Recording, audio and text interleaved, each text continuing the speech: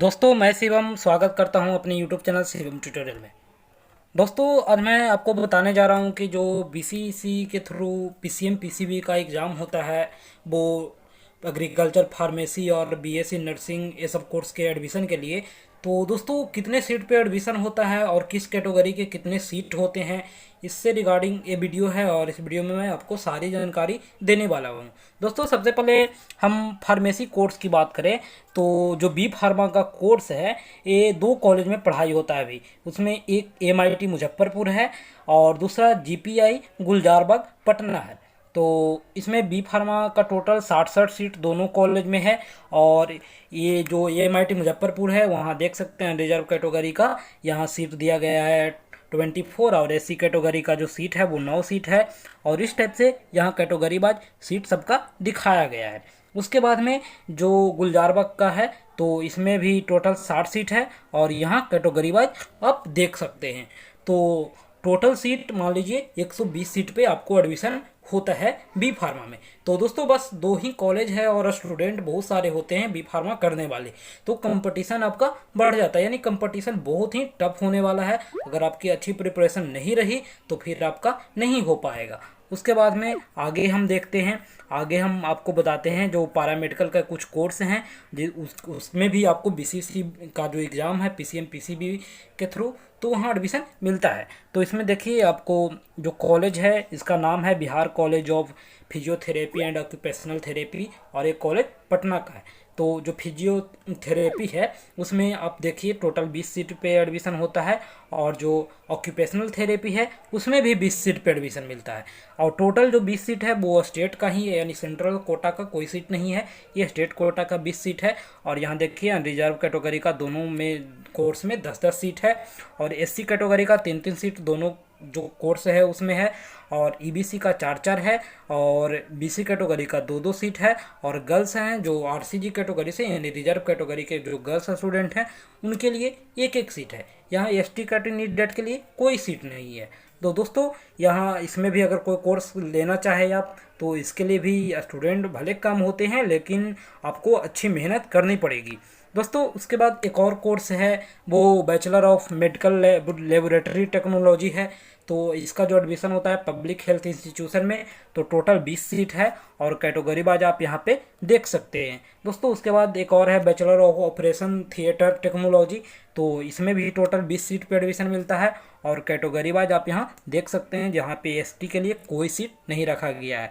उसके बाद में एक है बैचलर ऑफ रेडियोलैमिक टेक्नोलॉजी, तो इसे शायद एक्सरे बोला जाता है। तो एक्सरे के लिए आपको टोटल 20 सीट पे एडमिशन मिलता है। तो इस यहाँ पे आप देख सकते हैं जो कैटेगरी वाइज डिस्ट्रीब्यूशन किया गया है वो अनरिजर्व का 10 सीट है, एससी का 3 सीट है, ईबीसी का 3 सीट है, एसटी का 1 सीट है और बीसी का 3 सीट है। और उसके बाद में जो एक कोर्स और है वो बैचलर ऑफ ऑप्थेल्मिक टेक्नोलॉजी, तो यहाँ पे 20 सीट पे एडमिशन मिलता है। तो टोटल 80 सीट है जो इसमें एडमिशन होता है पैरामेडिकल के कोर्स में। तो यहाँ पे रिजर्व के लिए 40 है और बाकी का 40 है, उसमें सारे कैटेगरी वाले का एडमिशन मिलता है। तो ये आपका अच्छे से अच्छे कोर्स है, मतलब लैब टेक्नीशियन है तो ये सब आप अच्छे से कर सकते। तो आपको इसमें भी मेहनत करने की ज़रूरत है। दोस्तों उसके बाद आपको बता दें कि जो बीएससी नर्सिंग है इसमें तो बहुत ज़्यादा स्टूडेंट होते हैं और बहुत सारे स्टूडेंट का डिमांड भी होता है हमको बीएससी नर्सिंग करना है। लेकिन आप देखोगे तो जो कॉलेज हैं वो मात्र 3 है, यानी कि 3 ही कॉलेज में आपको एडमिशन इस एग्ज़ाम के थ्रू बीसीसी का जो एग्ज़ाम होता है बीसीसी बोर्ड के थ्रू, तो बस 3 कॉलेज में आपको एडमिशन मिलने वाला है। तो इसमें आपको बता दें बीएससी नर्सिंग कॉलेज है एनएमसीएच पटना, तो कोर्स का नाम है बीएससी नर्सिंग और जो टोटल सीट है वो 60 सीट है। और अनरिजर्व कैटेगरी के लिए 30 सीट, एससी के लिए 9, एसटी के लिए 1, ईबीसी के लिए 11, बीसी कैटेगरी के लिए 7 और आरसीजी कैटेगरी के लिए 2 सीट है। उसके बाद में आयुर्विज्ञान संस्थान नालंदा कॉलेज वर्धमान यहाँ नर्सिंग का पढ़ाई होता है। तो यहाँ पे आप देखिए जो टोटल सीट है वो 60 सीट है और अनरिजर्व कैटेगरी के लिए 30 सीट रखा गया है, एससी के लिए 10 सीट है और एसटी के लिए 0 सीट है, ईबीसी के लिए 11 सीट है, बीसी के लिए 7 सीट है और आरसीजी के लिए 2 सीट है। तो टोटल 60 सीट यहाँ भी है। और उसके बाद में एक और बीएससी नर्सिंग का कॉलेज है JL एनएमसी भागलपुर में। तो इसका जो कोर्स है उसका भी बीएससी नर्सिंग है। और टोटल सीट की बात करें तो टोटल सीट इसका भी 60 ही है।